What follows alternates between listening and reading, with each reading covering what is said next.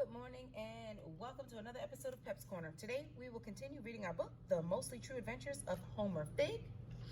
Today we will be reading chapters 13 and 14. Our focus and purpose for reading today can be found on the screen, so make sure you have your book in hand and are actively following along and reading. Remember, boys and girls, to reread a second time so you are coming to shared reading fully prepared to engage in instruction. Let's begin. Chapter 13. A wagon load of hope. The first swing drops Stink like a bag of smelly potatoes. He's out cold, not moving. If I was Ebenezer Smelt and saw what happened to my partner, I'd hightail it and run for my life. But old Smelt decides to stand his ground. Put down that weapon, he screams. You're my lawful prisoner. Smelt drops into a fighting crouch, jabbing away with his big blade, looking for an opening, but he can't get close enough to Samuel Reed to poke him with the knife. Reed doesn't say a word. He just swings that heavy iron bar like it was a twig. The hiss of it cutting the air sounds like a cold steel snake, eager to strike.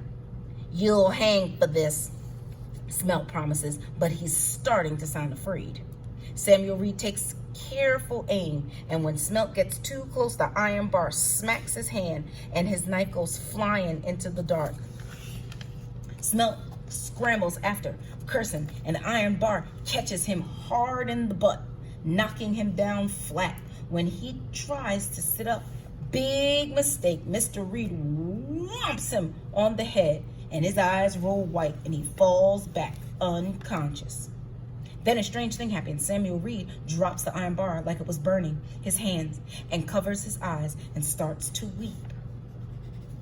But you won, I tell him, confused. You got him good. Mr. Reed takes a deep breath in and stops sobbing.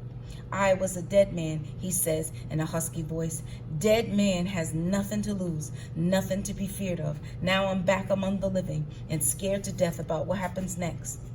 Does that make sense? Only thing makes sense is taking care of those two villains before they wake up and try to kill us. Reed helps me get the rope off my wrists, and we use it to lash Stink and Smelt together, hands behind their backs. Seems like Samuel Reed has lost all his strength, and it's up to me to make sure the knots are good and tight. When we're done, we start the long walk back to Mr. Brewster's house. Samuel Reed started to limp from his efforts and has to lean on me for support. Used up everything I had, he explains, panting. No food for 3 days, precious little water. How'd you manage to get free, I asked him. Jebediah found me in the woods, he says. You told him about me? And I had a good notion for where to look. And he had a good notion for where to look. Knows these lands like the back of his hand. Does Jebediah. Why'd you follow us here to this old mine? I want to know. Why not take the fugitives and go? Reed shrugs. That's what I first thought to do. Get away as quick as I could. But then I thought about all these two men would follow us and how you'd help me out there in the woods. I didn't do much, I say. It was enough, says Reed, patting the top of my head. They'd have killed me if you hadn't convinced them I was worth more than alive. Then we're even, 'cause you saved my life too. I was a goner for sure.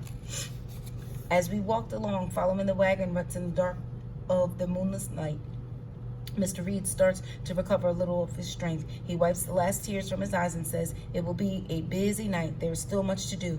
How long will it take for the fugitives to get away, I ask.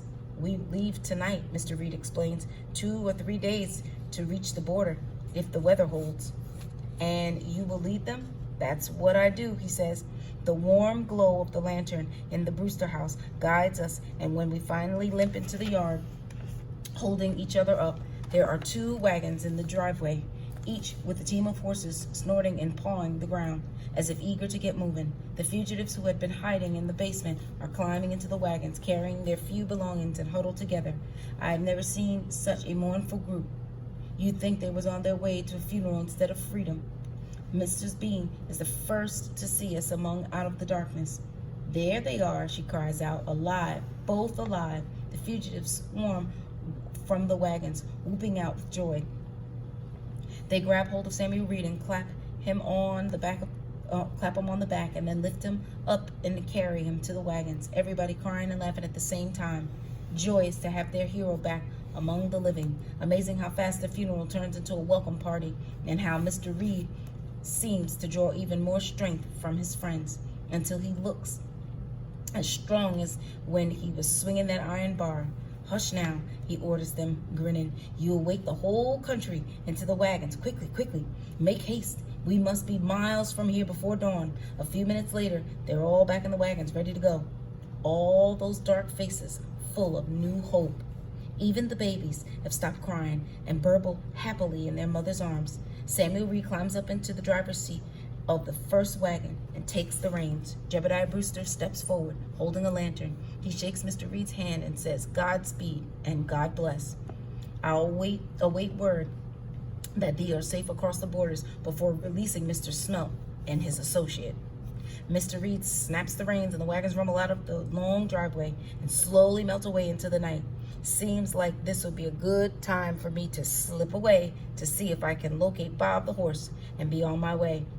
Every minute I was there is a minute closer to the war for my big brother, Harold. But when I turn to go to Mrs. Bean, sweeps me up in her plump arms and hugs me and smothers my face with icky kisses. Ever thought a boy could be a good liar and be good and a liar too? But you are, she says. You are.